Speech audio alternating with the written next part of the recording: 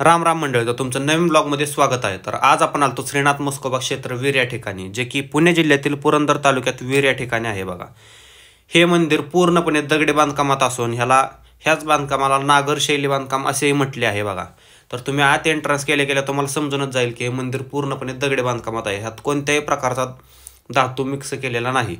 तर नंतर तुम्हाला याच्या चारी बाजूने जो तटबंध दिसत आहे ह्याला चिरेबंदी तट असे म्हटले आहे। आणि ह्याच मंदिराच्या पूर्व व दक्षिण बाजूला दोन्ही बाजूला महाद्वारे आहेत। बघा, तर आपण आत एंट्री केल्या मंदिराच्या गाभाऱ्यात बघा श्रीनाथ जोगेश्वरी आई यांच्या स्वयंभू मूर्ती आहेत।